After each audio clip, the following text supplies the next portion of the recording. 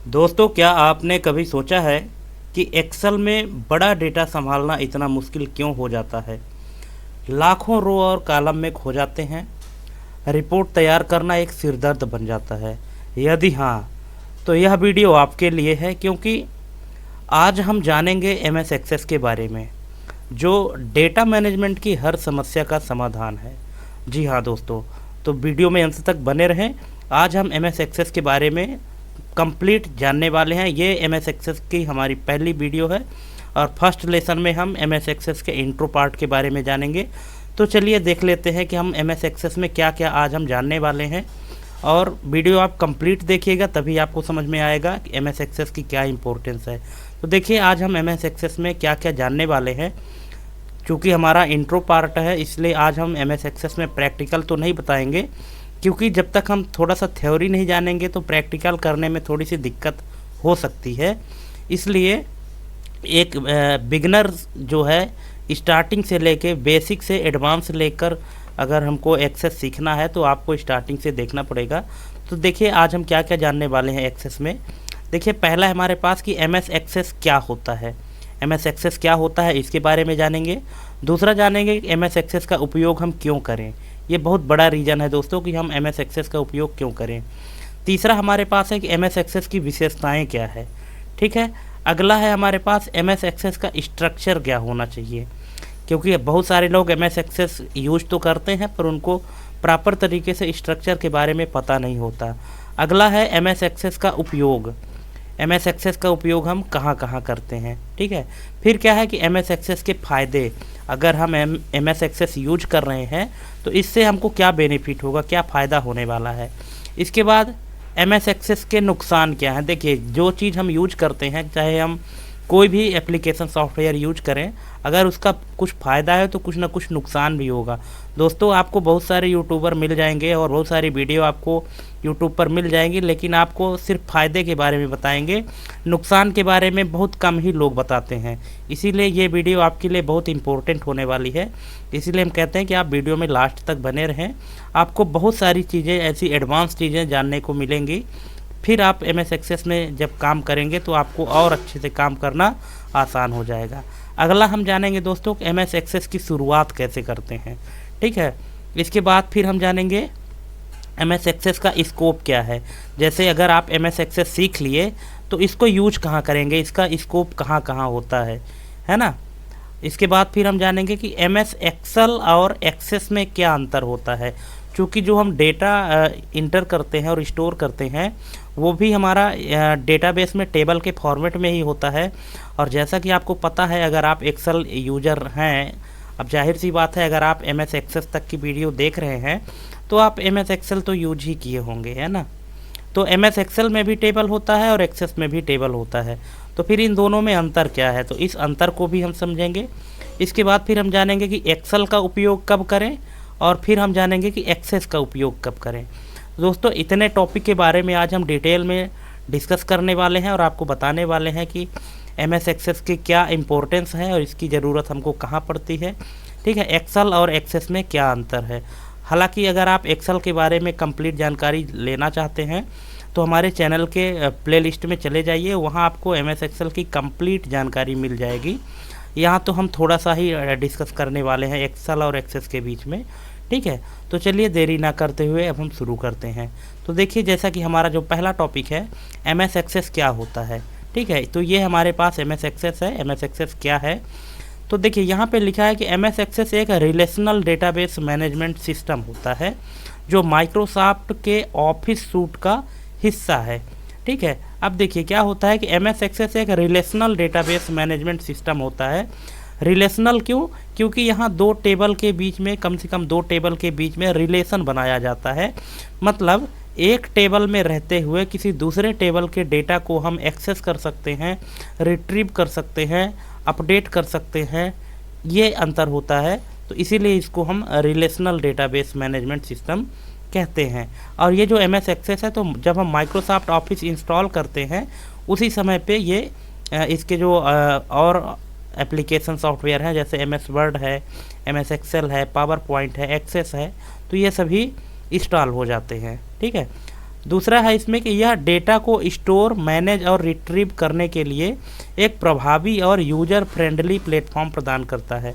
जब आप MS access use करेंगे दोस्तों, तो इसका काम क्या होता है कि हम डेटा को स्टोर कर सकते हैं, स्टोर किए गए डेटा को मैनेज कर सकते हैं, मैनेज करने के बाद हम उसको रिट्रीव कर सकते हैं। रिट्रीव मतलब होता है कि जो डेटा हमारे डेटाबेस में स्टोर है उसको हम प्राप्त कर सकते हैं एक प्रभावी तरीके से, और कोई भी यूज़र इसको आसानी से यूज कर सकता है क्योंकि ये यूज़र फ्रेंडली होता है।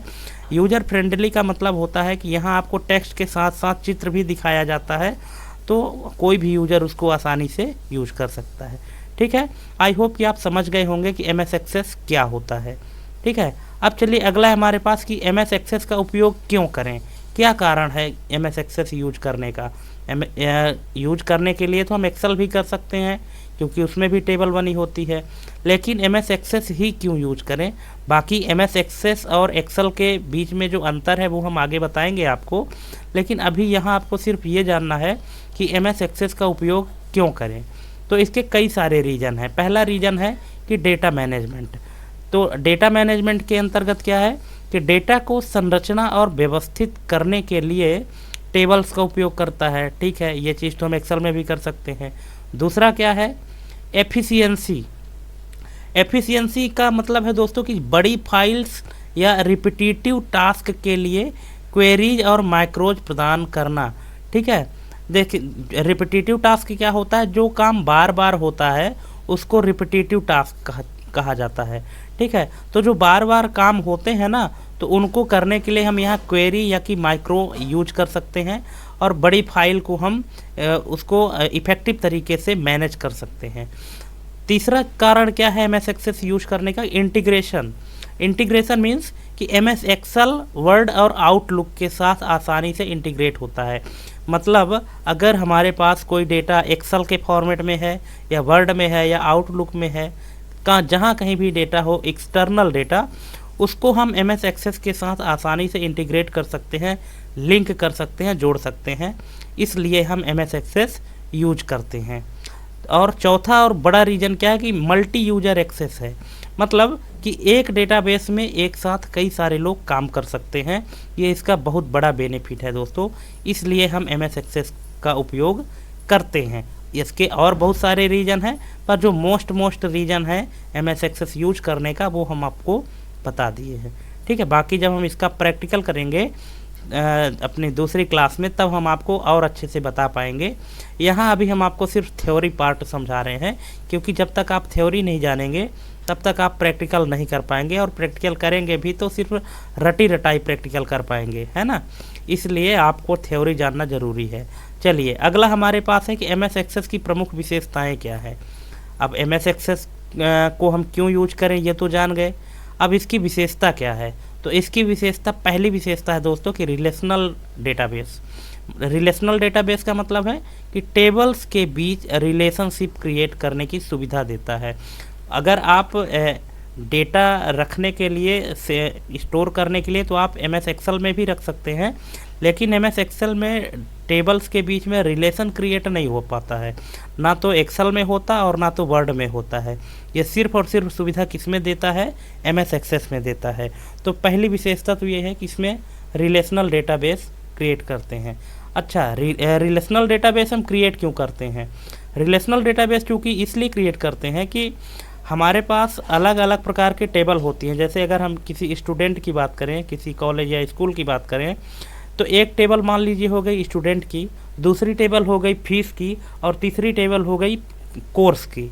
ठीक है, अब हम चाहते हैं कि हमको तीनों टेबल ना खोलना पड़े, हम तीनों टेबल को रिलेट कर दें, एक दूसरे से लिंक कर दें, और एक टेबल में होते हुए हम दो टेबल की जानकारी ऑटोमेटिक प्राप्त कर लें। तो वो सुविधा किससे मिलेगा, रिलेशनल डेटाबेस से मिलेगा। जब हम टेबल के बीच में रिलेशनशिप क्रिएट करेंगे तब मिलेगा। ठीक है, दूसरा बहुत बड़ा जो रीज़न है इसकी जो विशेषता में, वो है यूजर फ्रेंडली इंटरफेस। इसका मतलब है कि फॉर्म्स और विजार्ड की मदद से शुरुआती लोग भी इसे उपयोग कर सकते हैं।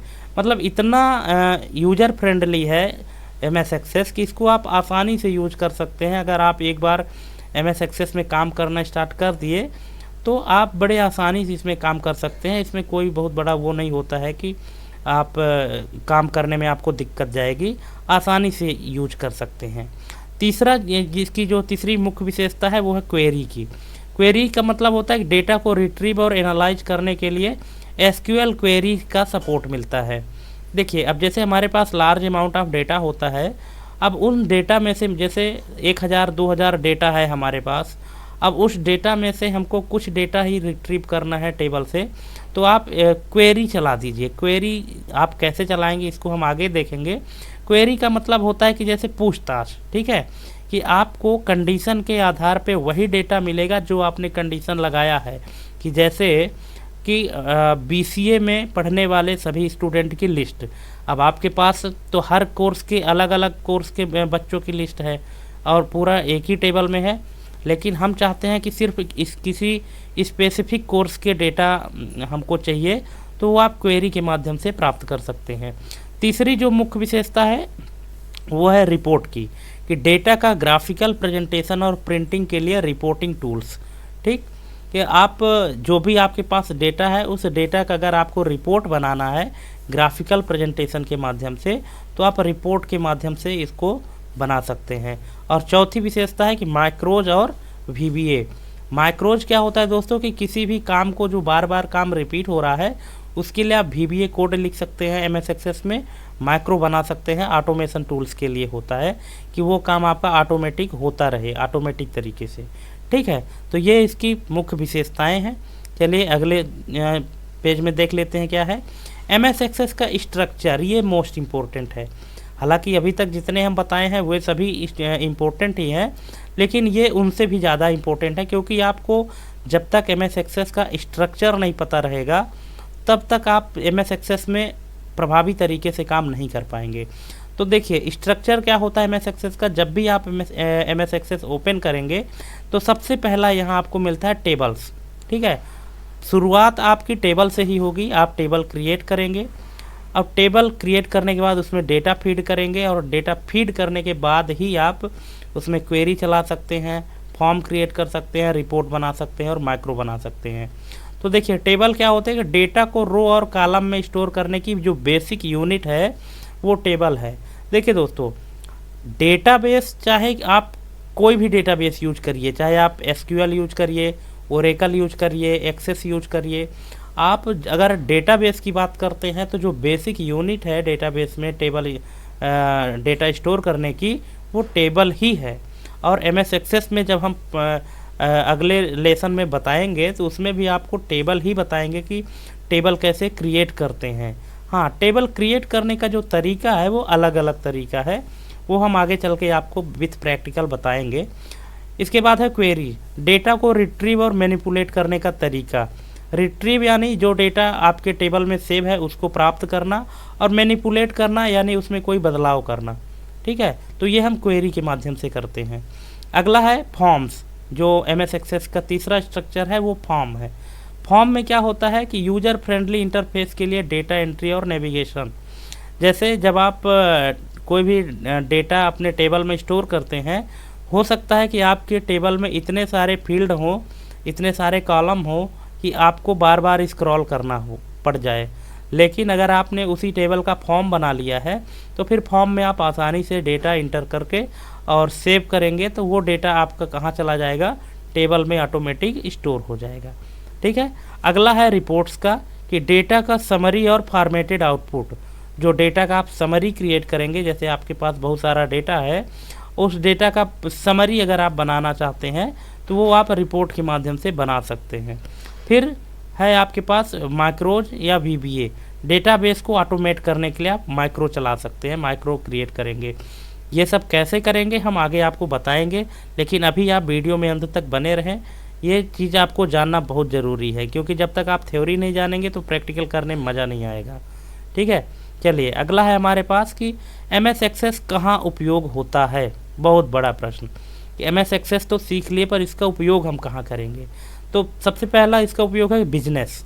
अगर मान लीजिए कि आपका कोई छोटा मोटा बिजनेस है या किसी दूसरे व्यक्ति का बिजनेस है और आप वहाँ एज अ कंप्यूटर ऑपरेटर काम करते हैं किसी भी संस्था में, तो वहाँ आप कर सकते हैं जैसे कस्टमर मैनेजमेंट, सेल्स ट्रैकिंग और इन्वेंट्री कंट्रोल के लिए आप MS एक्सेस यूज कर सकते हैं। दूसरा है एजुकेशन। एजुकेशन में क्या यूज होता है, MS एक्सेस का यूज कैसे होता है कि जैसे स्टूडेंट्स के रिकॉर्ड और लाइब्रेरी मैनेजमेंट, स्टूडेंट के रिकॉर्ड को आप मैनेज कर सकते हैं MS एक्सेस के माध्यम से, लाइब्रेरी मैनेजमेंट आप कर सकते हैं, एम्प्लॉय मैनेजमेंट आप कर सकते हैं। ठीक है, इन सब का डेटा आप MS एक्सेस में स्टोर करके और उसको मैनेज कर सकते हैं। फिर अगर MS एक्सेस को आप पर्सनली यूज करना चाहें तो उसमें भी कर सकते हैं, जैसे बजट प्लानिंग और कॉन्टैक्ट मैनेजमेंट। आपके पास जो कॉन्टैक्ट लिस्ट होती है, मोबाइल नंबर वगैरह, इसको भी आप MS एक्सेस के माध्यम से मैनेज कर सकते हैं, बजट की प्लानिंग कर सकते हैं। और चौथा है ऑर्गेनाइजेशंस। ऑर्गेनाइजेशंस के अंतर्गत देखिए यहाँ पे लिखा है एम्प्लॉय डेटा मैनेजमेंट और परफॉर्मेंस ट्रैकिंग। ये बहुत बड़ा टास्क है दोस्तों, जो परफॉर्मेंस ट्रैकिंग का है MS एक्सेस में, कि परफॉर्मेंस ट्रैकिंग के माध्यम से ही एम्प्लॉय में जो भी उनको कहना चाहिए कि उनमें जो परफॉर्मेंस होता है तो परफॉर्मेंस के आधार पर ही उनका प्रमोशन होता है, और अगर उनका परफॉर्मेंस सही नहीं है तो डिमोशन भी हो जाता है। तो ये पूरा मैनेजमेंट MS एक्सेस के माध्यम से आप कर सकते हैं। इसके बाद फिर है आपका MS एक्सेस के फ़ायदे। MS एक्सेस को यूज करने के क्या क्या फ़ायदे हैं, तो देखिए सबसे पहला फ़ायदा तो है कि लागत प्रभावी, मतलब छोटे और मध्यम व्यवसायों के लिए परफेक्ट सॉल्यूशन है। अगर छोटा और मध्यम बिजनेस है, व्यवसाय है, तो उनके लिए ये परफेक्ट सॉल्यूशन है। उनको कोई अलग से कोई सॉफ्टवेयर बनवाने की ज़रूरत नहीं है, कोई अलग से सॉफ्टवेयर परचेज करने की ज़रूरत नहीं है। अगर वो चाहें तो MS एक्सेस में आसानी से अपना काम कर सकते हैं। दूसरा इसका फ़ायदा है कि इंटीग्रेशन। इंटीग्रेशन मतलब होता है कि अन्य ऑफिस टूल्स के साथ आसानी से कनेक्ट होता है। जैसे अगर आपका डेटा MS एक्सेल में है और उसको आप एक्सेस से कनेक्ट करना चाहते हैं तो आसानी से वो कनेक्ट हो जाता है। ये इसका दूसरा फ़ायदा है। तीसरा फ़ायदा इसका स्केलेबल। स्केलेबल मतलब बड़े व्यवसायों के लिए SQL सर्वर के साथ माइग्रेट कर सकता है। अगर मान लीजिए कि हमने पहला बताया कि छोटे और मध्यम व्यवसायों के लिए, पर मान लीजिए कि अगर आपके पास बड़ा बिजनेस है, बड़े व्यवसायों के लिए है, तो उसके लिए आप SQL सर्वर के साथ भी इसको माइग्रेट कर सकते हैं। इसमें भी यूज हो सकता है, इसकी कोई दिक्कत नहीं है। ठीक है, अगला है हमारे पास दोस्तों कस्टमाइजेबल। कस्टमाइजेबल का मतलब होता है कि हर यूजर की ज़रूरतों के अनुसार फॉर्म्स, क्वेरीज और रिपोर्ट्स डिज़ाइन करने की सुविधा देता है। ये MS एक्सेस का बहुत बड़ा बेनिफिट होता है कि यूजर अपनी आवश्यकता के अनुसार फॉर्म बना सकता है, क्वेरी बना सकता है और रिपोर्ट डिज़ाइन कर सकता है। ठीक है, तो ये 4 फ़ायदे हैं। बाकी आपको और बहुत सारे फ़ायदे मिल जाएंगे MS एक्सेस के जब आप इसको यूज करने लगेंगे तो। अगला है MS एक्सेस से नुकसान। अब देखिए इसके अगर फ़ायदे हैं तो नुकसान भी हैं। तो नुकसान क्या है कि देखिए बड़े प्रोजेक्ट्स के लिए नहीं है, बहुत बड़े डेटाबेस के लिए उपयुक्त नहीं है। क्यों नहीं है? क्योंकि जब आपका डेटा लाखों करोड़ों में होता है ना, तब फिर ये डेटाबेस थोड़ा सा स्लो हो जाता है, ओपन होने में परफॉर्मेंस उतना नहीं दे पाता है। परफॉर्मेंस की बात करें तो बड़ी फाइल्स और कई यूजर्स के साथ धीमा हो सकता है। अगर मान लीजिए कि एक साथ 200-300 यूजर कनेक्ट हो रहे हैं तो ऐसे में फिर MS एक्सेस थोड़ा सा धीमा हो जाता है। ये इसका नुकसान है दोस्तों। फिर है प्लेटफॉर्म डिपेंडेंसी। प्लेटफॉर्म डिपेंडेंसी में क्या है कि जो MS एक्सेस है वो केवल विंडोज़ यूजर्स के लिए उपलब्ध है। ठीक है, ये क्या है कि केवल विंडोज़ यूजर्स के लिए उपलब्ध है। एप्पल वगैरह के लिए या अगर लाइनक्स यूनिक्स के लिए ये जो है तो अवेलेबल नहीं है। ये इसकी प्लेटफॉर्म डिपेंडेंसी है। ठीक है, चलिए अगला क्या है कि MS एक्सेस की शुरुआत कैसे करें। ठीक, अब इतना तो हम जान लिए, लेकिन अब MS एक्सेस की शुरुआत कैसे करेंगे। तो पहला पॉइंट है इसमें कि MS एक्सेस इंस्टॉल करें। तो कैसे इंस्टॉल होगा, यह माइक्रोसॉफ्ट ऑफिस के साथ आ जाता है। कैसे, अगर आप माइक्रोसॉफ्ट ऑफिस अपने कंप्यूटर में इंस्टॉल कर रहे हैं तो ये ऑटोमेटिक इंस्टॉल हो जाएगा। जब आप माइक्रोसॉफ्ट ऑफिस इंस्टॉल करेंगे ना तो उसके साथ में Microsoft Word, Microsoft Excel, Microsoft PowerPoint, Microsoft Access, Microsoft Outlook और ये सारे जो एप्लीकेशन सॉफ्टवेयर हैं ये ऑटोमेटिक इंस्टॉल हो जाएंगे। ठीक है, दूसरा है जब इंस्टॉल हो गया हमारे कंप्यूटर में, अब दूसरा क्या है कि डेटाबेस बनाएं। डेटाबेस कैसे बनाएंगे कि ब्लैंक डेटाबेस या कि टेम्पलेट का उपयोग करें। जब आप एम एस एक्सेस शुरुआत करेंगे ना, तो अगर हम आपके कंप्यूटर में एम एस ऑफिस इंस्टॉल है तो जाहिर सी बात है कि एम एस एक्सेस होगा। और जब एम एस एक्सेस होगा तो एम एस एक्सेस की शुरुआत करने के लिए डेटाबेस बनाना पड़ेगा। तो डेटाबेस बनाने के लिए या तो आप टेम्पलेट का यूज कर सकते हैं, टेम्पलेट मतलब जो बने बनाए टेम्पलेट होते हैं उनका यूज कर सकते हैं, या तो आप फिर ब्लैंक डेटाबेस में क्लिक करके और डेटाबेस बना सकते हैं। और डेटाबेस बनाने के बाद फिर आपको क्या करना पड़ेगा, टेबल बनाना पड़ेगा। हमने बताया ना कि आप कोई भी डेटाबेस यूज कर रहे हैं उसमें आपको टेबल तो बनाना ही पड़ेगा। तो फिर आपको टेबल डिजाइन करना पड़ेगा। अब टेबल डिजाइन करते समय किन किन चीज़ों का ध्यान रखना पड़ेगा, सबसे पहला फील्ड और दूसरा है डेटा टाइप्स। ये मोस्ट इम्पोर्टेंट होता है किसी भी टेबल के लिए, कि जो फील्ड मतलब डेटाबेस की भाषा में फील्ड उसको कहते हैं जो कॉलम होता है, जैसे कि roll number, student name, father's name, mother's name, date of birth, इनको फील्ड कहते हैं। और जो डेटा टाइप होता है, डेटा टाइप का मतलब होता है कि किस प्रकार का डेटा कौन से फील्ड में या कौन से कॉलम में जाएगा। जैसे अगर मान लीजिए कि हम रोल नंबर की बात करें तो रोल नंबर में जाहिर सी बात है कि नंबर होता है, तो इसका डेटा टाइप क्या हो जाएगा, नंबर हो जाएगा। अगर हम स्टूडेंट नेम की बात करें तो इसका डेटा टाइप क्या होगा, टेक्स्ट होगा। क्यों? क्योंकि नंबर से तो किसी का नाम शुरू नहीं होता है ना। इनका जो नेम है वो टेक्स्ट में होगा। टेक्स्ट का मतलब ए से लेकर के जेड तक, ठीक है, और कोई स्पेशल सिंबल, ठीक। तो ये आपका आ जाएगा टेक्स्ट में आ जाएगा। इसी प्रकार से जैसे मान लीजिए डेट ऑफ बर्थ के लिए आपको कॉलम देना है तो डेट एंड टाइम का डेटा टाइप आपको देना पड़ेगा। अगर मान लीजिए फीस के लिए देना है तो फीस में फिर करेंसी आ जाएगी, ठीक है। अगर मान लीजिए आपको कोई पिन कोड वगैरह लिखना है तो उसका डेटा टाइप नंबर हो जाएगा। तो यहाँ आपको टेबल में बताना पड़ता है डिजाइन करते समय कि ये फील्ड में किस प्रकार का डेटा स्टोर होगा, ठीक। जब हम टेबल क्रिएट करेंगे तो ये हर चीज़ आपको क्लियर करेंगे। अभी आप सिर्फ इतना जान लीजिए। इसके बाद फिर है रिलेशनशिप सेट करें। अब टेबल हमारे पास बन गई, एक से अधिक टेबल बनी है। अब उन टेबल के बीच में रिलेशनशिप सेट करना है। टेबल के बीच लिंक बनाना होता है ताकि एक टेबल से दूसरे टेबल में हम नेविगेट कर सकें। इसके बाद है क्वेरीज बनाएं। अब रिलेशन भी बन गई है, क्वेरी बनाना है डेटा रिट्रीव और एनालाइज करने के लिए, ठीक है।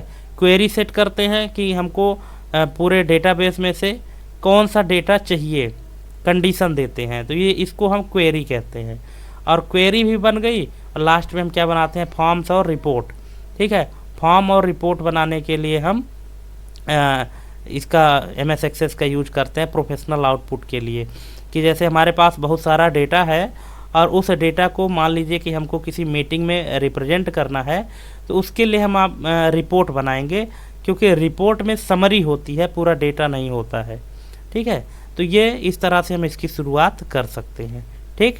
चलिए अगला है हमारे पास कि एम एस एक्सेस का स्कोप क्या है।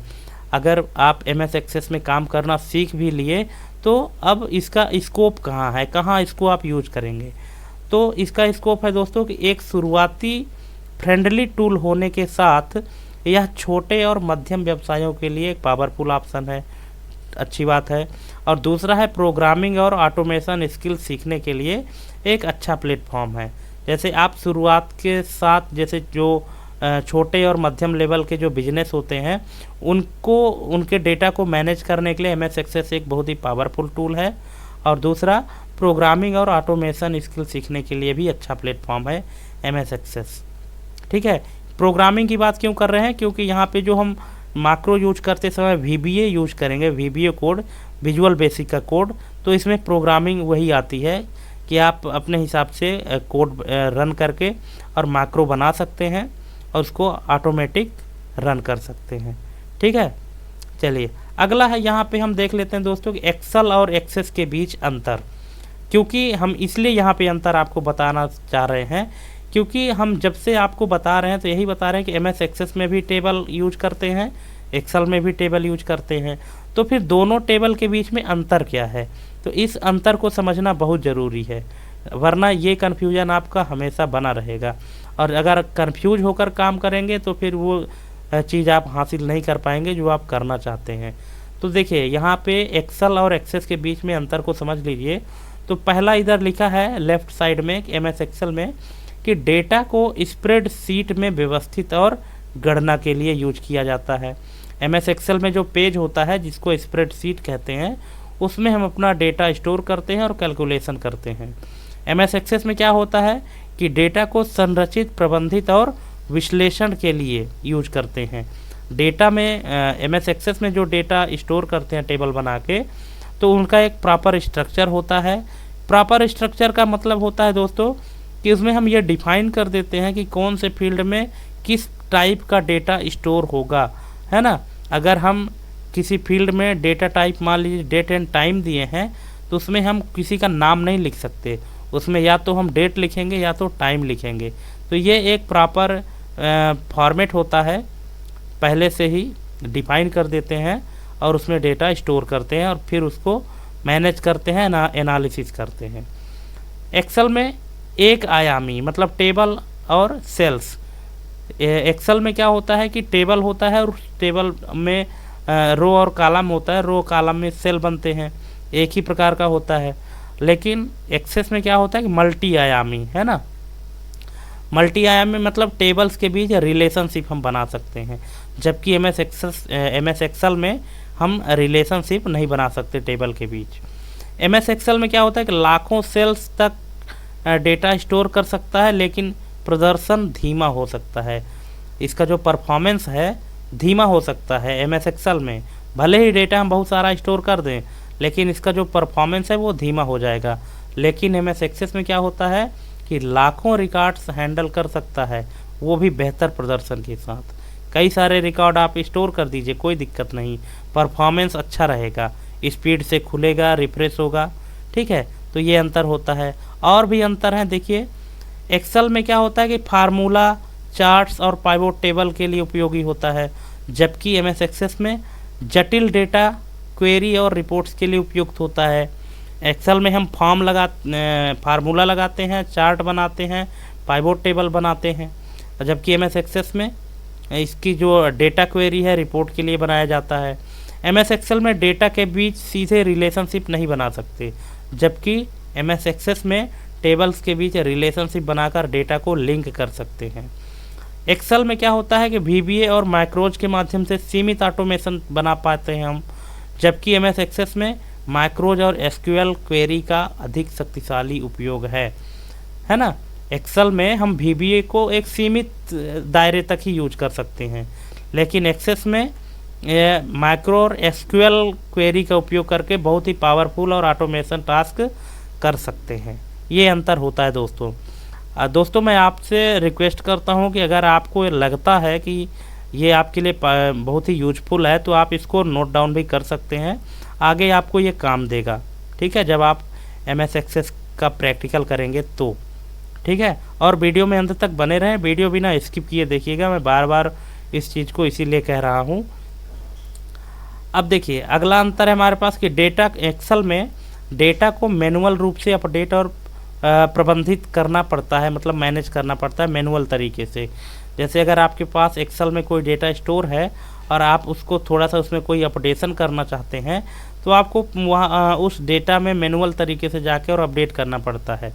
लेकिन एक्सेस में क्या होता है, फॉर्म्स और क्वेरीज के जरिए डेटा को ऑटोमेटिक तरीके से प्रबंधित कर सकते हैं, मतलब फॉर्म और क्वेरी का उपयोग करके आप ऑटोमेटिक तरीके से डेटा को अपडेट कर सकते हैं, ठीक है। लेकिन एक्सेल में ऐसा नहीं है।